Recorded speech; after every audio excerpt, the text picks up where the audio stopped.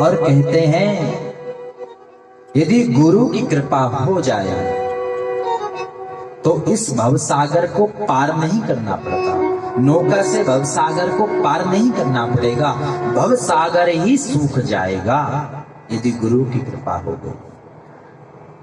और तुलसी बाबा जी ने तो रामचरितमानस में बहुत सुंदर लिखा,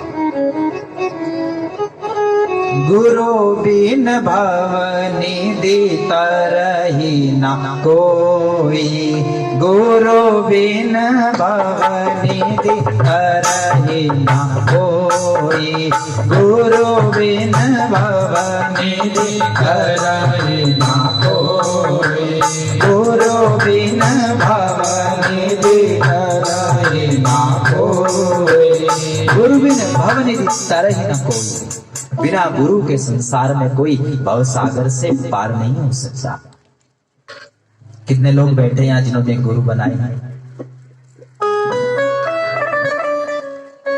देखो, गुरु जीवन में होना बहुत आवश्यक है। गुरु हमें अंधकार से प्रकाश की ओर ले जाता है, एक मार्ग दिखाता है, भगवान तक पहुंचने का एक साधन बताता है। जो गुरु कहेगी तो मेरा ही नाम जप, वो गुरु नहीं है।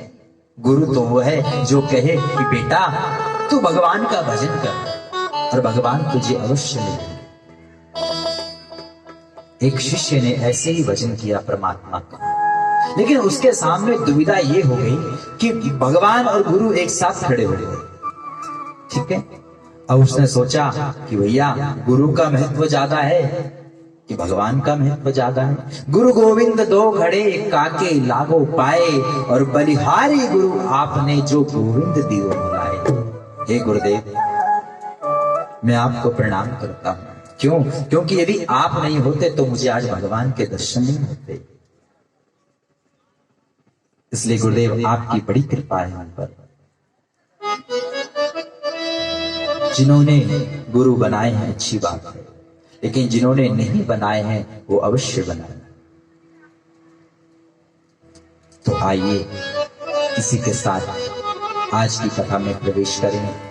एक बार भाव श्रद्धा से जय जयकार करते हुए बोले श्रीमद् भागवत महापुराण की। कल हम सब लोगों ने दर्शन किया वेद व्यास जी महाराज, जो बड़े चिंतित हैं, अनेक पुराण लिख डाले लेकिन मन को शांति नहीं मिली। तब नारद जी आए। नारद जी ने बताया कि आप कुछ ऐसा ग्रंथ लिखिए जिसमें भगवान को पाने का सरल साधन हो। अब वेद व्यास जी महाराज को लगा कि अब तक मैं सोच रहा था कि जो मेरी बुद्धि में आएगा, आ रहा है, वही मैं लिख रहा हूं अपने मन से, लेकिन नहीं, अब ठाकुर जी जो लिखाएंगे वही लिखूंगा।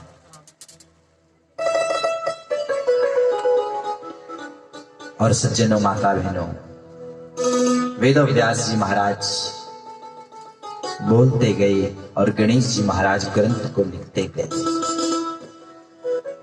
ग्रंथ लिख दिया।